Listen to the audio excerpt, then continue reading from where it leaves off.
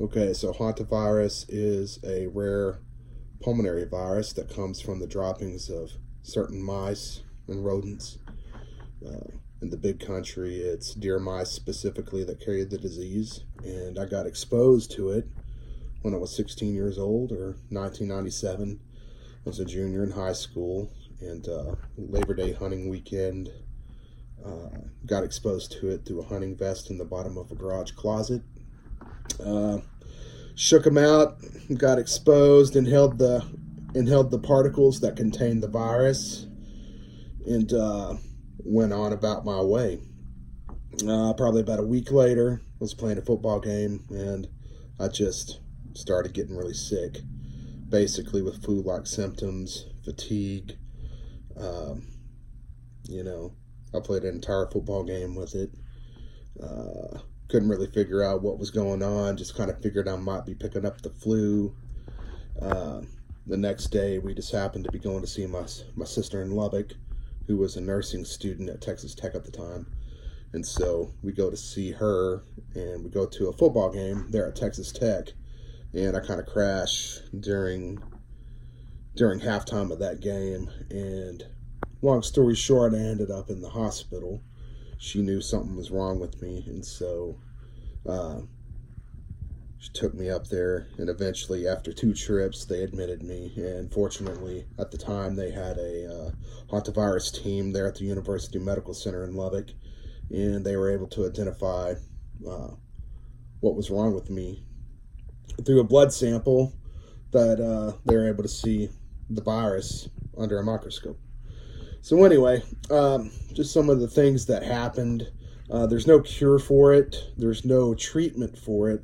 So basically, once you get it, it has to run its course, and they have to, in my case, they had to keep me alive.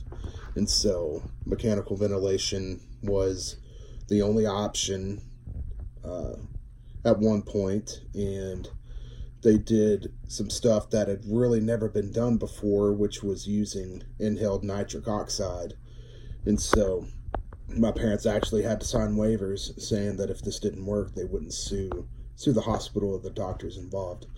So anyway, I had a bunch of fluid on my lungs. So basically, that's once the virus progresses, it damages your internal organs, and basically your lungs fill up with fluid, and you end up drowning in your own fluid.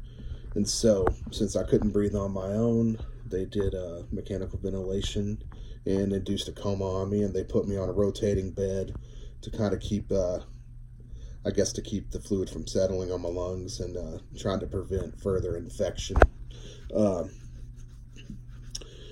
My heart doubled in size, and they really kept tabs on my kidneys, because those are the 2 things, the lungs, heart, and organs are the 3 main concerns when you get hantavirus, because those are the ones that are most affected. As you know, your lungs start to collapse, and then when you can't breathe, your heart starts working harder to keep up, with delivering oxygen throughout your body. And then when that's your heart starts having to work harder than it should, then that's going to back up in your system and affect your kidneys, because it's going to increase those pressures. So really, it was really kind of a miraculous thing. There's a whole lot I could say about it, but it is December 1st, and your project is due Tuesday, I believe. So I'm finally sitting down and doing this for you. So hopefully this kind of gives you a little bit of a rundown on what it does.